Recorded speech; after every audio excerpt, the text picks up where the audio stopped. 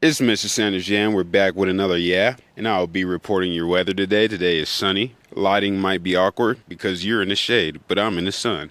Anyways, we're gonna talk about this money thing, and if you're like a super nice person to the point you're so nice that like if you try to sell something, you almost feel bad doing it, and you like try to make your prices as cheap as possible or give people as many discounts as possible, so you're like not taking their money, but deep inside you want to make more money, but it's hard because your soul is telling you there's like something bad with selling stuff. I can't be the only one that feels that way sometimes. So we're going to go over that. Number one, I feel like a lot of people in this situation would say things like, I have a bad relationship with money. I don't know why I'm talking like this, but let me go. Let me cook. They'd be like, I have a bad relationship with money. I think a phrase like that already maybe insinuates that you ascribe too much meaning to money, and money has too much meaning in your life. If you looked at money more accurately, which I think what it is just some meaningless, inanimate object that doesn't mean that much, you wouldn't say you have a relationship with it. Like you never said I have a bad relationship with pine cones because you weren't taught to ascribe so much meaning to pine cones. So now that we're going to equate money to pine cones, it would sound weird if you're like, I have a bad relationship with pine cones. So with that said, we're going to skip to pricing and then we're going to backtrack. All right. So let's say you're pricing an object that you're going to sell and you make it low because you're a really nice person and you don't want to feel like you're taking people's money. The common advice to counteract that would be like, know your worth, or what is your value?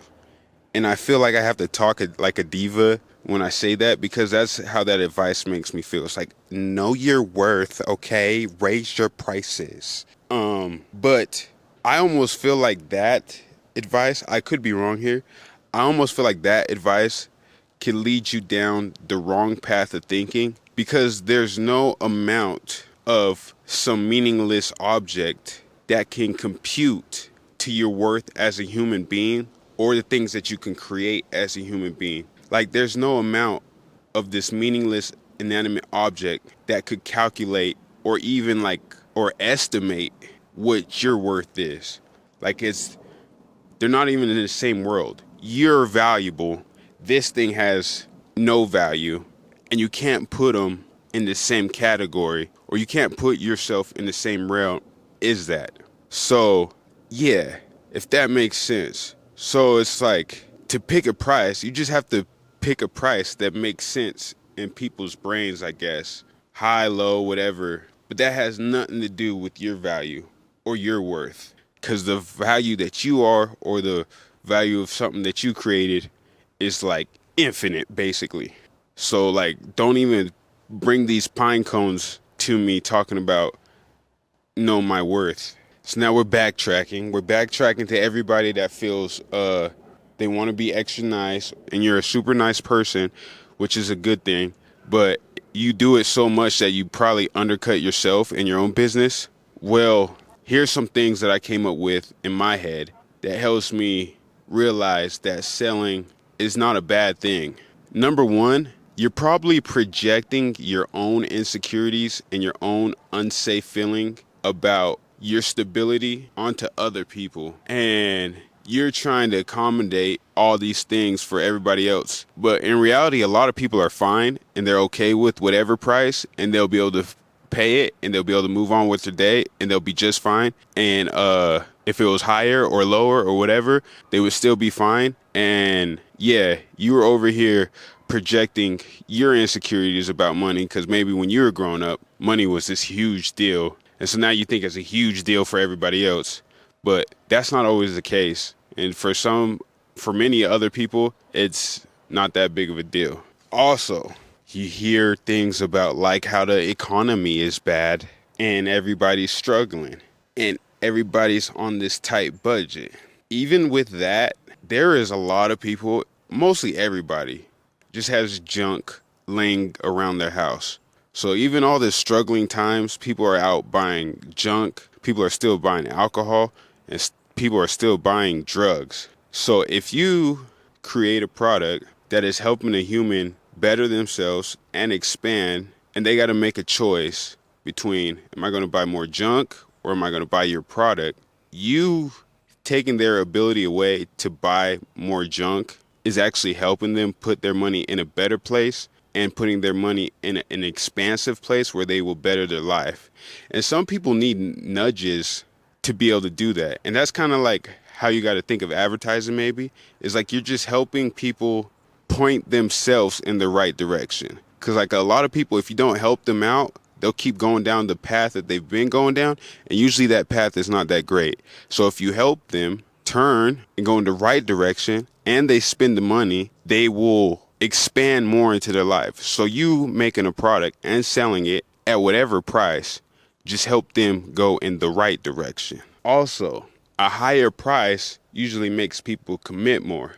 So if you sell a cheap course or something, the likelihood of them actually turning it on and watching it is going to be lower. So you actually helped the person out more by making the price higher because they're more likely to finish it. And if you know you got a good product, then help them help themselves by making the price appropriate so they'll actually do it. Now, I think all this advice goes for people that are like trying to make good products and trying to actually help people. If you're like one of those people that just sell whatever to scam whoever, to make whatever, I don't think any of this advice will apply to you. So probably just don't worry about it and do whatever you've been doing.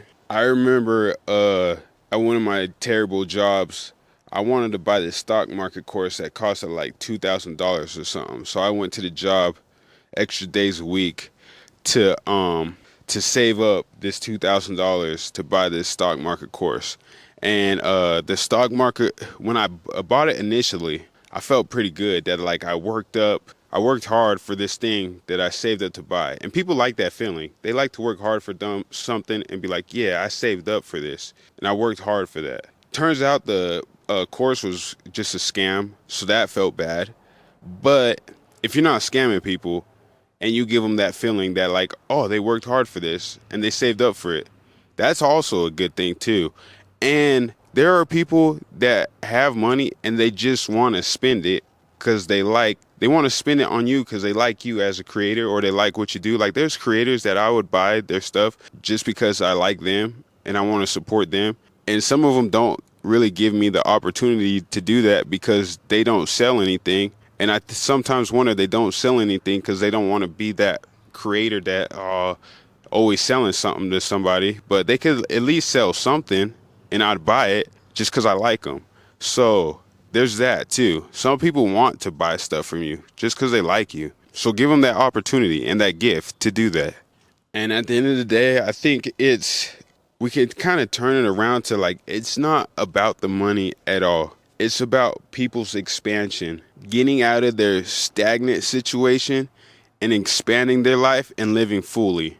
So if you sell them a good product, you're just inviting them into more expansion. And then you could think of your advertising as just those invitations or those nudges into expansion versus how I've kind of been taught to see advertising so far as like all this trickery and do this, make these colors or say this or put this time limit on this to like trick their brain and then make them buy it because they got this impulse and you just like took advantage of their shitty situation and you sold it to them at 2 a.m. because their brain doesn't work as well at 2 a.m.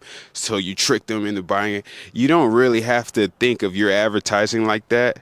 Just think of it as you're inviting them to expand more into their life and get away from their stagnant situation. A lot of people may fight you at first, or sometimes our brains want to keep us where we're at because we're comfortable where we're at and we're scared of the expansion.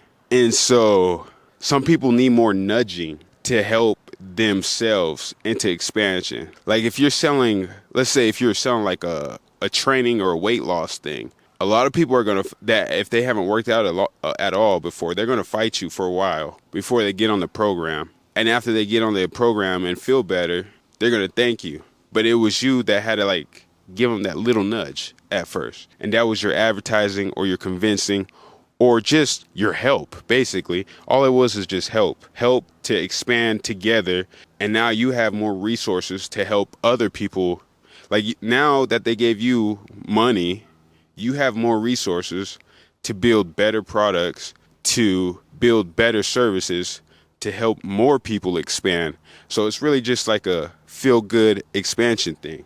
So I hope before this video, if you were like one of those people that hated the thought of selling or were scared to sell, I hope after this video you have some ideas of how selling is a good thing and it's not like this trickery, evil business all the time, and you can make it a good thing and you can sell, you can help yourself and you can help others, and it's just more about expansion, because it's a problem that I've had in the past. I remember I was selling beats to this guy and he asked me the price, and I gave him a price so low that he asked me what's wrong with them. Like he was like, why is the price this low? He's like, what's wrong with them? I was like, I was just trying to give you a deal.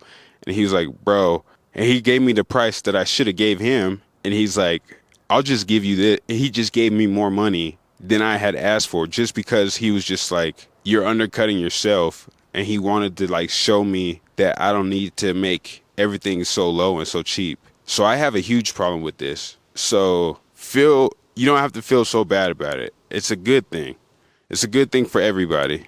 I'm going to end it there. It's Mr. Sanders. Yeah, I hope the audio was good. I hope the lighting was good. I hope I look good. And it's Mr. Sanders. Yeah, and we're out.